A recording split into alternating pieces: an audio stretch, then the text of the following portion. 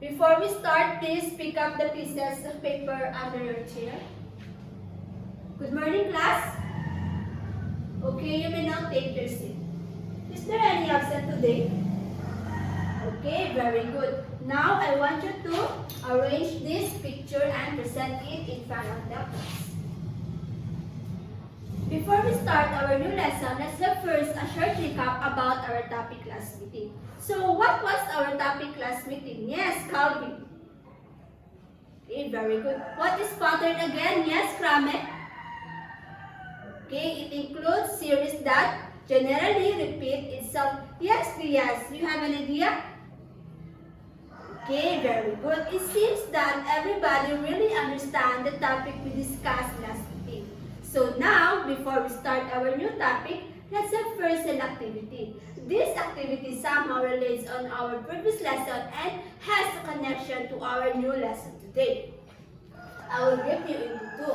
This will be the group 1 and this will be the group 2. Representative of each group, please get this one. Are you done?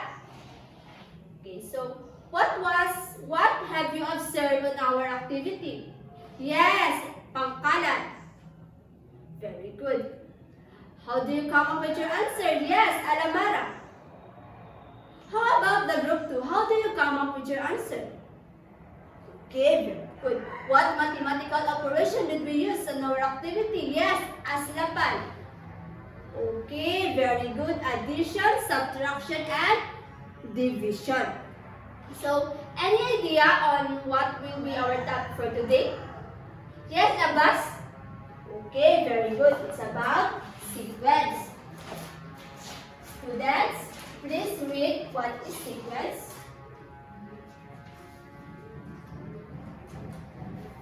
Okay, thank you. A sequence is a set of functions whose domain is the set of positive integers. It also means an ordered list of numbers, meaning sequence is an ordered list of numbers that often followed a sequence or a pattern. There are two kinds of sequence, the infinite sequence and the finite sequence. Alamara, please read the infinite sequence.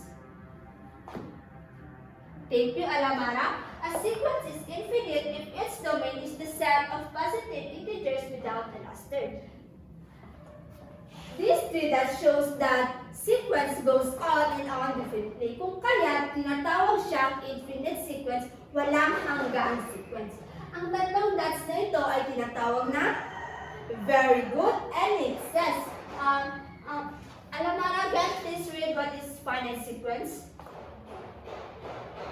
Thank you, Alamara. A sequence is finite if its domain is the set of positive integers. So, matatawag na finite yung isang sequence kapag meron siyang last term.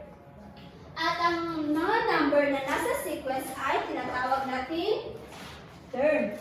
Example, 5, 15, 25, 35, and 45. 5 is the first term. 15 is the second term, 25 is the third term, 35 is the fourth term, and the 45 is the last term. So what if your teacher asks you to look for the 90th and 20th term of the sequence? Okay, try natin i-solve yung isa 1 muna. So since kaya siya 1 kasi isa 1 pa yung hinahanap natin. So 1 plus 1. 2. 2 times 1. 2. 2 divided by 2. Very good. 1. Again. Ito. 2 plus 1. Bakit siya 2? Kasi A sub 2. Okay, very good. 2 plus 1. 3. 3 times 2. 6. 6 divided by 2. Okay, very good. 3. Ito, 3 plus 1, 4. 4 times 3, 12. 12 divided by 2, okay, very good, 6. Did you get it? Okay, 4 plus 1, 5. 5 plus 4 plus 1, 5. 5 times 4, 20. 20 divided by 2 is equals to, very good, is equals to 10. Okay, can you still follow? 5 plus 1, 6. 6 times 5, 30. 30 divided by 2, 15. Very good. Okay, Fernandez and Abdurajak, please solve for the 19th and 20th term of the sequence.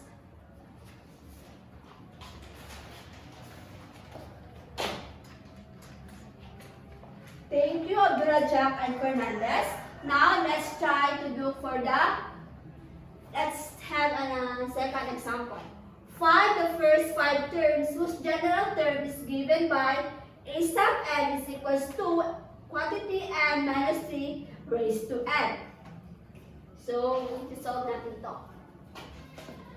Ano yung n natin? 1. Bakit 1? Kasi a sub 1 pa lang.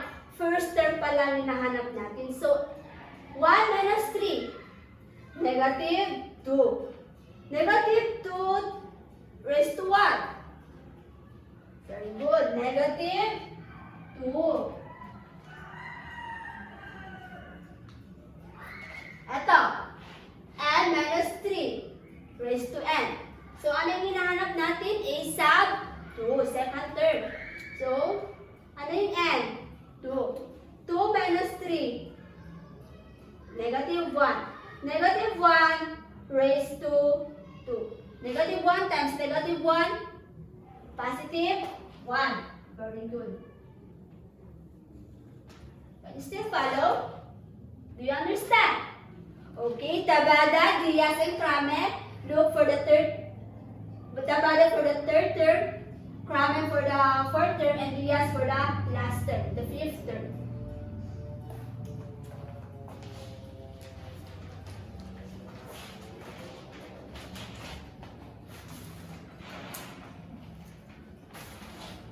Okay, thank you, Tabada, Kramer, and Diaz.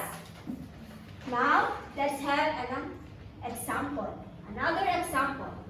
Find the first 4 terms and the 20th term of the sequence whose general term is a sub n is equals to quantity negative 1 raised to n over 2n minus 1. Solve na. So, ano yung n natin? 1. Negative 1 raised to 1. Negative 1. Very good. So, 2 times 1. 2. Minus 1. 1. Or, negative 1. Number na siya. Ito. The second term. A sub 2 is equals to negative 1 raised to 2 over 2 times 2, negative 1. So, negative 1 raised to 2, negative 1 times negative 1, positive 1. 2 times 2, 4.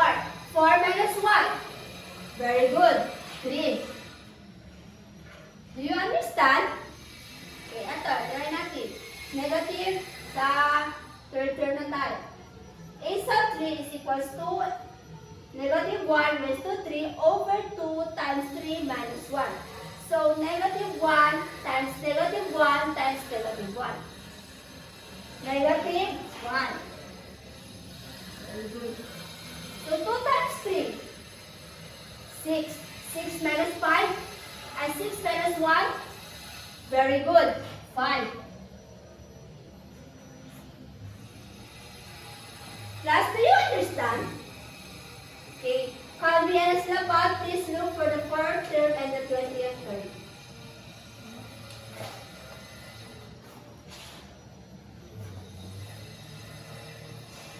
Thank you, Calvi and Aslapal. And for your activity,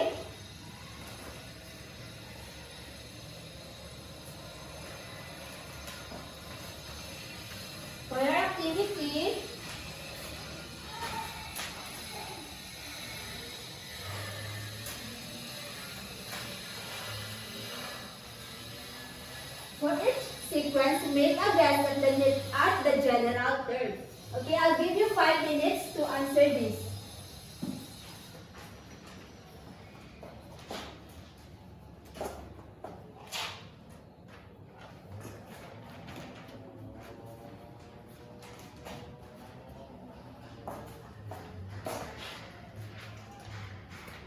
Okay, tapos na ba ang lahat? Okay, very good. So, ano nga ulit yung sequence? Yes, Calvin? Okay, very good. What are the two types of sequence? Abbas? Okay, infinite and finite sequence. So, paano natin matatawag na yung sequence ay infinite at or finite ba rin siya? Okay, very good, Aslapal. So, since naiintindihan naman ng lahat, get one more sheet of paper and answer these 3 questions in 10 minutes.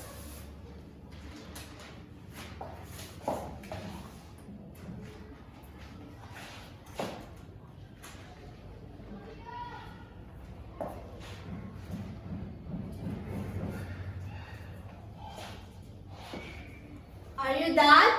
Okay, pass your paper forward. And for your assignment, search the 4 types of sequence. Any questions, clarifications? Okay, goodbye class. See you next meeting. Thank you.